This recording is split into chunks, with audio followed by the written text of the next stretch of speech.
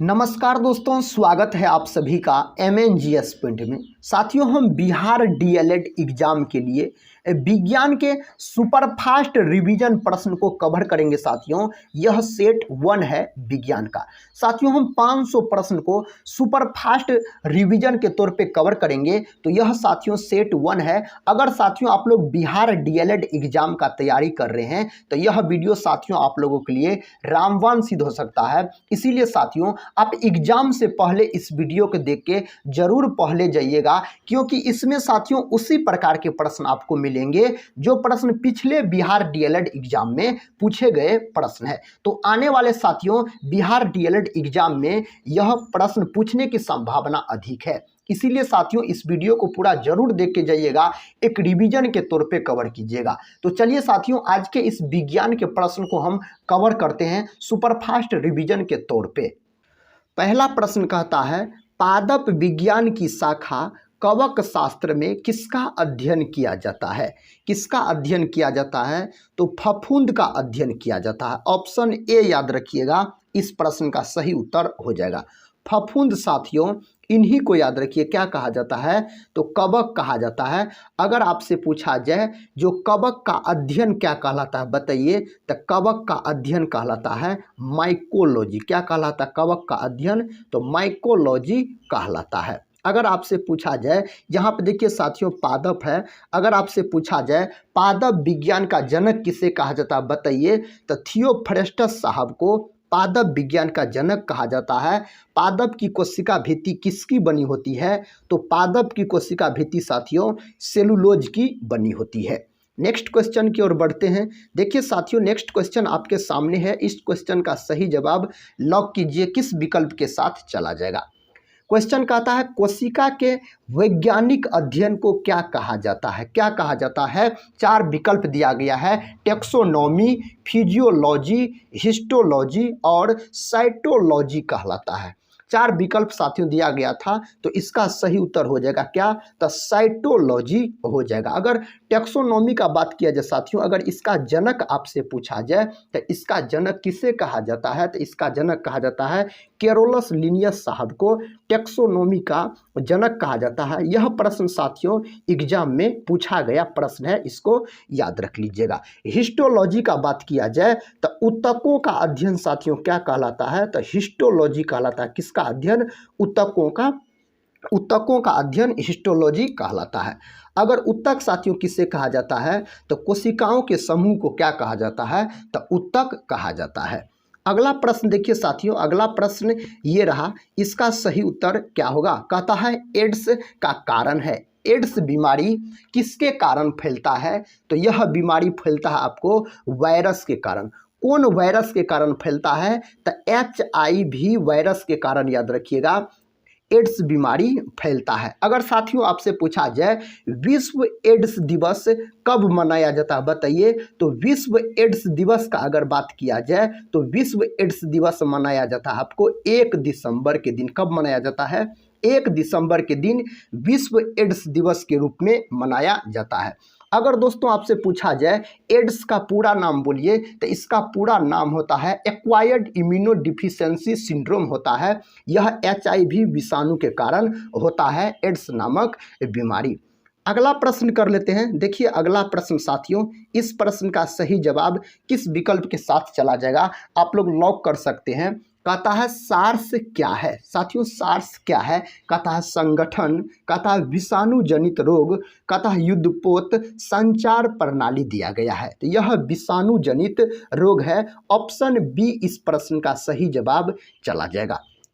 देखिए next question कहता है, जिन पौधों पर बीज बनते हैं किंतु पुष्प नहीं लगता कहलाते हैं। कहता साथियों प्रश्न कहता है जिन पौधों पर बीज बनते हैं किंतु कहता है पुष्प फूल नहीं लगता कहलाता है, तो उन्हें कहा जाता है अनावृत बीजी कहा जाता है। तो इस प्रश्न का उत्तर अनावृत बीजी के साथ चला जाएगा।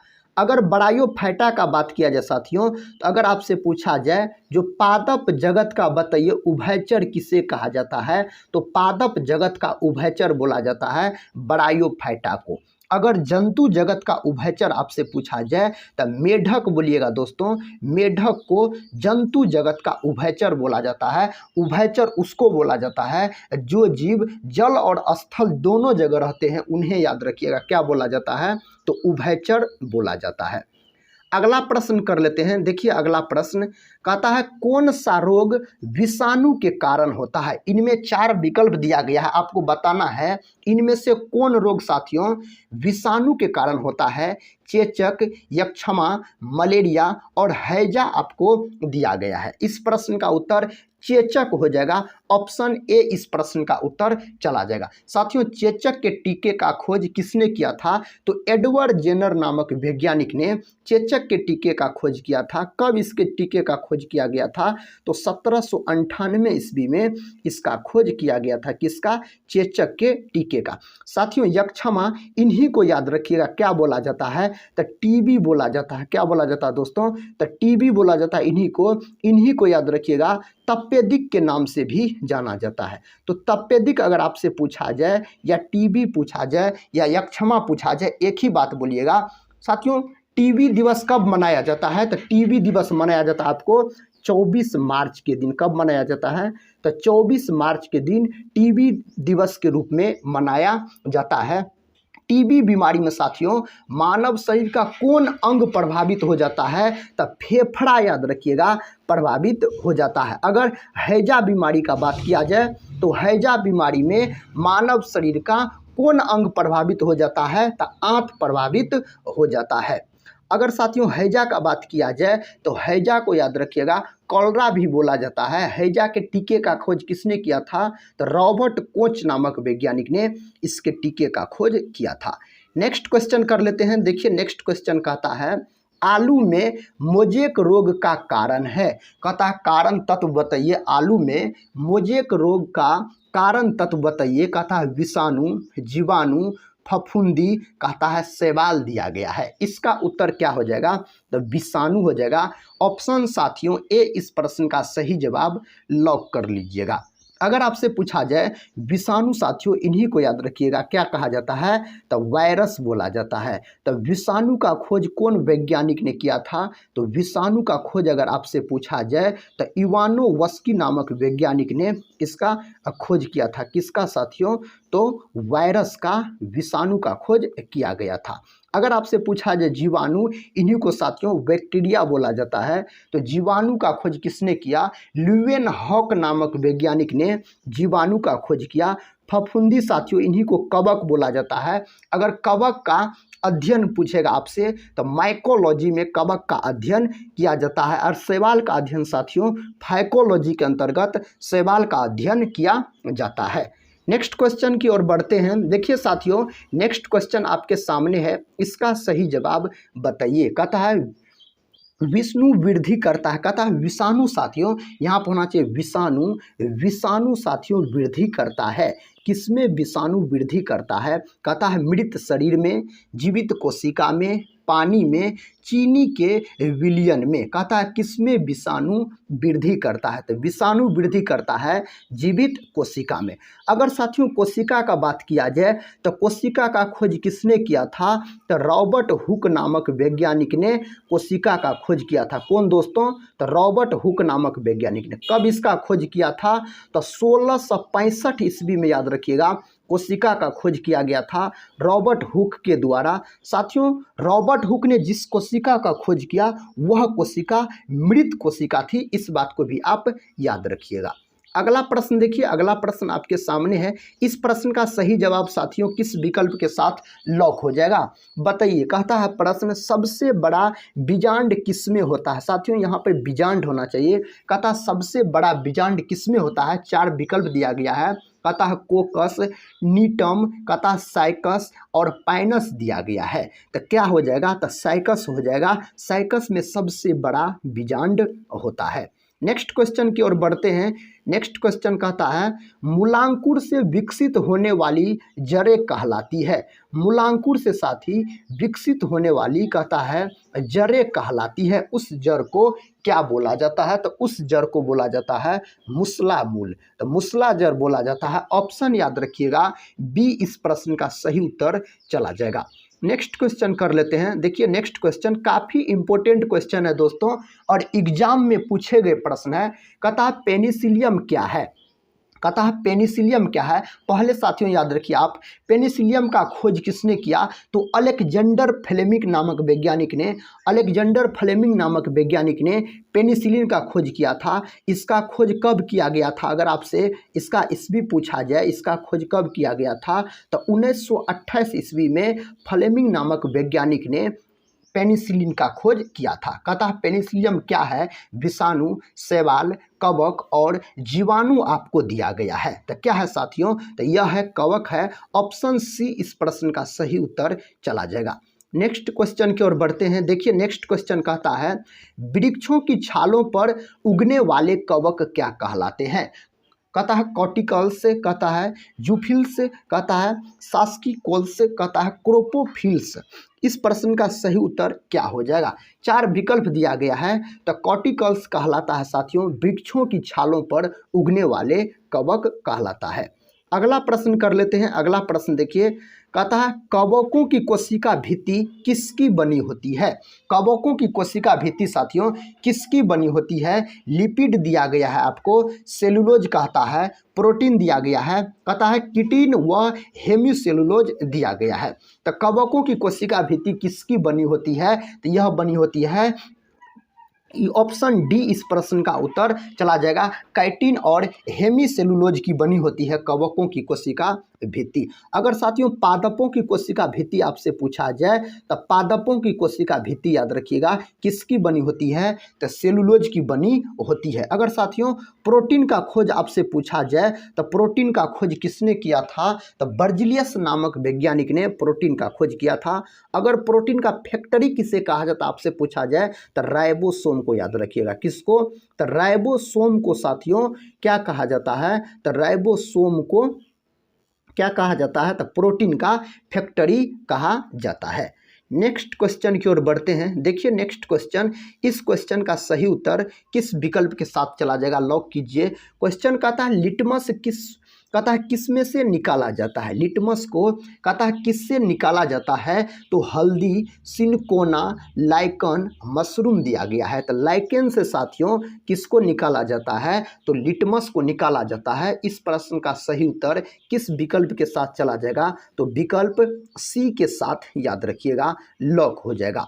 अगला प्रश्न देखिए, अगला प्रश्न दिया गया है, कहता है पत्ता गोभी खाद्य पदार्थ का संग्रह कहाँ करता है। कहता पत्ता गोभी खाद्य पदार्थ का संग्रह कहाँ करता है, तना में, फल में, जड़ में और पत्तियाँ दिया गया है। इसका उत्तर क्या हो जाएगा, तो पत्तियाँ हो जाएगा। ऑप्शन साथियों डी इस प्रश्न का सही उत्तर चला जाएगा।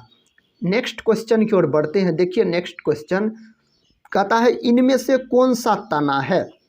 4 विकल्प दिया गया है दोस्तों, आपको बताना है इनमें से कौन तना का उदाहरण है। तना के अंतर्गत कौन आता है, तो आलू, गाजर, शकरकंद और मूली आपको दिया गया है। तो क्या हो जाएगा, आलू आता है आपको किसके अंतर्गत, तो तना के अंतर्गत आता है। अगर साथियों गाजर का बात किया जाए तो इसे विटामिन ए का स्रोत बोला जाता है। प्रचुर मात्रा में गाजर में विटामिन ए पाया जाता है। नेक्स्ट क्वेश्चन देखिए, नेक्स्ट क्वेश्चन आपके सामने है दोस्तों। क्वेश्चन कहता है इनमें से कौन सा तना है। फिर साथियों आपसे तना पूछा जा रहा है, इनमें से कौन सा तना है, तो अदरक इनमें से क्या हो जाएगा, तो तना का उदाहरण हो जाएगा। कौन, अदरक का अगर बात किया जाए तो। अगला प्रश्न कहता है निम्नलिखित में से कौन सा रूपांतरित तना है। कहता है इनमें से कौन सा रूपांतरित तना आपको बताना है। गाजर, शकरकंद, नारियल और आलू दिया गया है। तो क्या हो जाएगा दोस्तों, तो आलू इस प्रश्न का उत्तर हो जाएगा। ऑप्शन डी के साथ इस प्रश्न का सही जवाब चला जाएगा। अगला प्रश्न देखिए, अगला प्रश्न कहता है इनोमोफिली परागन है तो जंतुओं द्वारा, कीटों द्वारा, वायु द्वारा और कहता है जल द्वारा। साथियों इनोमोफिली परागन किसके द्वारा होता है, तो यह हो जाएगा आपको जंतुओं द्वारा परागन को बोला जाता है। क्या, इनोमोफिली बोला जाता है। अगला प्रश्न कर लेते हैं। देखिए अगला प्रश्न कहता है ऑर्किड के बीज होते हैं? कहता है हल्के तथा शुष्क, कहता है छोटे तथा चिपकने वाले, कहता है अधिक बड़े एवं भारी, कहता है इनमें से कोई नहीं। क्या हो जाएगा इस प्रश्न का उत्तर? हल्के तथा शुष्क होते हैं ऑर्किड के बीज। दोस्तों यहाँ पे याद रखिएगा क्या हो जाएगा? तो बीज हो जाएगा। अगला प्रश्न कर लेते हैं। देखिए अगला प्रश्न, इस प्रश्न का सही उत्तर बताइए। काफ़ी इम्पोर्टेंट क्वेश्चन है साथियों। कहता है नाशपाती का कौन सा भाग खाया जाता है? कहता है नाशपाती का कौन सा भाग खाया जाता है? इसका कौन भाग खाया जाता है? तो गूदेदार पुष्पासन खाया जाता है। ऑप्शन ए इस प्रश्न का उत्तर चला जाएगा। अगले प्रश्न की ओर बढ़ते हैं। देखिए अगला प्रश्न कहता है सेब एवं नाशपाती में खाने योग्य भाग। साथियों यहाँ पर पूछा जा रहा है सेब एवं नाशपाती में खाने योग्य भाग आपको बताना है। कौन भाग इसका खाया जाता है? तो मांसल पुष्पासन इसका खाया जाता है। ऑप्शन डी इस प्रश्न का उत्तर चला जाएगा। अगला प्रश्न कर लेते हैं। देखिए अगला प्रश्न कहता है बांस को कहता है किसमें वर्गीकृत किया जाता है? बांस को साथियों किसमें वर्गीकृत किया जाता है? वृक्ष, घास, झाड़ और ऑप्ट्रिन दिया गया है। तो किसमें वर्गीकृत किया गया है? तो इन्हें घास में वर्गीकृत किया गया है। किसको? तो बांस को याद रखिएगा। सबसे तेजी से बढ़ने वाला पौधा कौन होता है साथियों? कौन होता है? तो बांस होता है। यह भी आप याद रख सकते हैं। अगला प्रश्न कर लेते हैं। अगला प्रश्न देखिए कहता है नींबू का कैंकर रोग किससे होता है? कहता है नींबू का कैंकर रोग साथियों किसके कारण होता है? बताइए इस प्रश्न का सही जवाब। इस प्रश्न का सही जवाब हो जाएगा जीवाणु के कारण होता है। नींबू के रस का अगर आपसे पीएच मान पूछा जाए साथियों, इसका पीएच मान पूछेगा तो 2.4 के आसपास लगभग नींबू के रस का पीएच मान होता है। अगले प्रश्न की ओर बढ़ते हैं। देखिए अगला प्रश्न आपके सामने है। कहता अनुवांशिकता शब्द किसने गढ़ा? अनुवांशिकता शब्द साथियों किसने दिया था? कहता मॉर्गन, मेंडल, बेटसन और जॉनसन नामक वैज्ञानिक ने। किसने दिया था? तो यह दिया था बेटसन नामक वैज्ञानिक ने। ऑप्शन सी हो जाएगा। साथियों अगर मेंडल का बात किया जाए, इसे अनुवांशिकी का पिता बोला जाता है। किसको? मेंडल को। मेंडल साहब ने अपना प्रयोग साथियों किस पौधा पर किया था? तो मेंडल साहब ने अपना प्रयोग किस पौधा पर किया था? तो मटर के पौधा पर किया था। किस पौधा पर दोस्तों? तो मटर के पौधा पर किया था।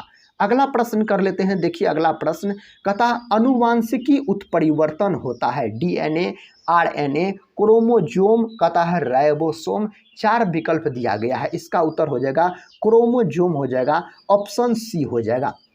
साथियों अगर डीएनए का बात किया जाए तो डीएनए का पूरा नाम अगर आपसे पूछा जाए तो डीऑक्सी राइबोज न्यूक्लिक अम्ल बोलिएगा। आरएनए का अगर साथियों बात किया जाए तो आरएनए का अगर पूरा नाम पूछेगा आपसे तो राइबोज न्यूक्लिक अम्ल बोल सकते हैं। राइबोसोम साथियों यह प्रोटीन का फैक्ट्री है। तो प्रोटीन का फैक्ट्री किसे कहा जाता है? तो राइबोसोम को प्रोटीन का फैक्ट्री कहा जाता है। अगर प्रोटीन का खोज आपसे पूछा जाए तो वर्जिलियस नामक वैज्ञानिक ने प्रोटीन का खोज किया था। अगला प्रश्न देखिए कहता है मेंडल के नियमों का एक अपवाद है। यहाँ पर साथियों मेंडल होना चाहिए। कहता है मेंडल के नियमों का एक अपवाद है। कहता स्वतंत्र अपयूहन, कहता प्रभाविता, कहता युग्मकों की शुद्धता, कहता सहलगनता। इस प्रश्न का सही उत्तर आपको सहलगनता के साथ चला जाएगा। साथियों मेंडल नामक वैज्ञानिक ने, इसका पूरा नाम याद रखिएगा ग्रेगर जॉन मेंडल। इन्हें अनुवांशिकता विज्ञान का पिता कहा जाता है। मेंडल नामक वैज्ञानिक ने अपना कार्य किस पौधा पर किया था? तो मटर के पौधा पर किया था। मेंडल नामक वैज्ञानिक साथियों यह ऑस्ट्रिया देश के वैज्ञानिक थे। ऑस्ट्रिया का अगर राजधानी आपसे पूछा जाए तो वियना बोलिएगा। वियना साथियों ऑस्ट्रेलिया ने ऑस्ट्रिया याद रखिएगा। अगला प्रश्न देखिए। अगला प्रश्न, इस प्रश्न का सही उत्तर साथियों किस विकल्प के साथ चला जाएगा? कहता सेल नाम किस वैज्ञानिक ने सर्वप्रथम दिया था? कहता है सेल साथियों कोशिका नाम याद रखिए। कहता है किस वैज्ञानिक ने सर्वप्रथम दिया था? किसने दिया था? फ्लेमिंग, ल्यूवेनहॉक, कहता है रॉबर्ट हुक और ब्राउन आपको दिया गया है। तो इसका उत्तर हो जाएगा रॉबर्ट हुक। रॉबर्ट हुक ने साथियों कोशिका का खोज किया था। कब किया था? तो 1665 ईस्वी में किया था। रॉबर्ट हुक ने साथियों जिस कोशिका का खोज किया था रॉबर्ट हुक ने, कौन कोशिका का, तो मृत कोशिका का खोज किया था। अगर साथियों फ्लेमिंग का बात किया जाए तो अलेक्जेंडर फ्लेमिंग ने साथियों पेनिसिलियम का खोज किया था। अगला प्रश्न देखिए, अगला प्रश्न है आपके सामने। इस प्रश्न का सही उत्तर लॉक कीजिए, किस विकल्प के साथ चला जाएगा। कहता है न्यूक्लियस के बाहर डीएनए कहाँ मिलता है। कहता है गोल्जी कय में, राइबोसोम में, माइटोकॉन्ड्रिया में, कहता है अंतर्द्रव्य जालिका में। कहाँ मिलता है दोस्तों, तो यह मिलता है माइटोकॉन्ड्रिया में। अगर माइटोकॉन्ड्रिया का बात किया जाए दोस्तों, इसे सूत्र कणिका भी बोला जाता है। हिंदी में साथियों इसे सूत्र कणिका बोला जाता है। किसको बोला जाता है सूत्र कणिका, तो माइटोकॉन्ड्रिया को बोला जाता है। माइटोकॉन्ड्रिया का खोज साथियों किसने किया, तो अल्टमैन नामक वैज्ञानिक ने माइटोकॉन्ड्रिया का खोज किया था। माइटोकॉन्ड्रिया को साथियों कोशिका का बिजली घर या पावर हाउस बोला जाता है। किसको, तो माइटोकॉन्ड्रिया को। इस बात को आप याद रखिएगा। गोल्जी का खोज साथियों कैमिलो गोल्जी के द्वारा किया गया था इसका खोज। नेक्स्ट क्वेश्चन कर लेते हैं। देखिए नेक्स्ट क्वेश्चन कहता है निम्नलिखित में से किस कोशिका अंगक से, कहता है लाइसोसोम बनता है। साथियों सबसे पहले याद रखिए आप लाइसोसोम के बारे में, तो लाइसोसोम को क्या कहा जाता है, तो आत्महत्या का थैला कहा जाता है। तो आत्महत्या का साथियों, अगर आत्महत्या का थैला आपसे पूछा जाए किसे कहा जाता है, तो आत्महत्या का थैला कहा जाता है लाइसोसोम को।